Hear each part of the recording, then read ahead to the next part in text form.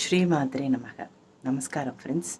இந்த வீடியோவில் நம்ம என்ன பார்க்க போகிறோன்னா, லக்ன பாவங்களில் என்னென்ன கிரகம் இருந்தால் என்னென்ன பலன்கள் பார்த்துட்ருக்கோம். ஸோ போன வீடியோவில் லக்னத்தில் ராகு கேதுவோட பலன் ஷார்ட் டிஸ்கிரிப்ஷன் கொடுத்துருக்கேன். ஸோ இந்த வீடியோவில் வந்து பார்த்திங்கன்னா லக்னத்தில் குரு பகவான் இருந்தால் என்ன பலன்கள்னு பார்க்க. இது எல்லாமே பொதுவான பலன்கள் தான். ஆனால் மேக்ஸிமம் 75% உங்களுக்கு கண்டிப்பாக நீங்கள் பொருத்தி பாருங்கள் கண்டிப்பாக. ஸோ லக்னத்தில் குரு இயல்பாகவே வந்து ரொம்ப பொறுமைசாலி, பயந்த சுபாவம், தன்னடக்கம், டிசிப்ளின், கொஞ்சம் ஸ்ட்ரெயிட் ஃபார்வர்டு, இதெல்லாமே நம்ம சொல்லுவோம்.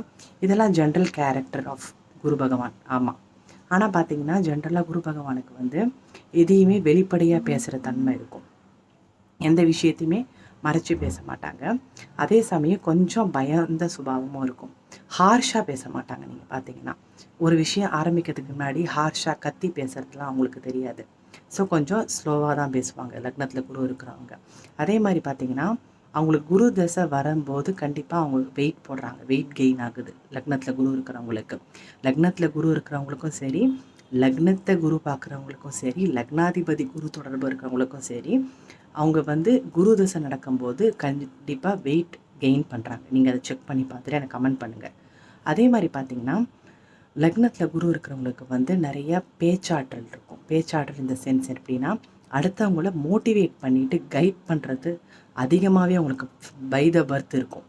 ஸோ அந்த தாட்ஸ்லாம் அதிகமாக இருக்கிறதுனால உங்கள் பசங்களுக்கு அந்த மாதிரி காம்பினேஷன் இருக்கும்போது நீங்கள் சின்ன வயசுலேயே அந்த மாதிரி அவங்களுக்கு ட்ரெயின் பண்ணி அவங்களுக்கு வந்து நீங்கள் லைஃப்பில் அப்ரோச் பண்ண சொல்லி கொடுத்தீங்கன்னா அவங்களுக்கு ரொம்பவே பெஸ்ட்டு ரிசல்ட் கிடைக்கும். ஸோ அதே மாதிரி பார்த்திங்கன்னா குரு பகவான் 6ஆம் அதிபதியோட அல்லது 10ஆம் அதிபதியோட சேர்ந்திருந்தாலுமே அவங்களுக்கு குரு சார்ந்த தொழில்களில் நீங்கள் சேர சொல்கிறது ரொம்ப விசேஷம். நான் இப்போ லக்னத்தில் குரு பற்றி தான் பேசிகிட்ருக்கேன்.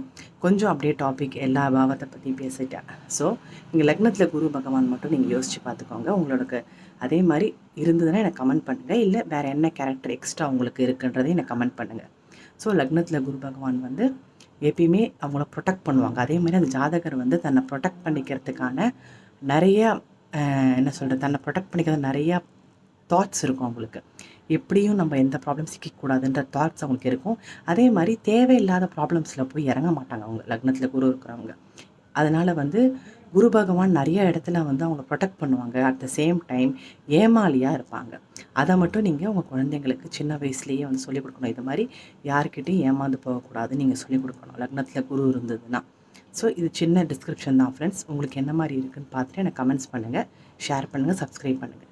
ஸ்ரீ மாத்ரே நமக.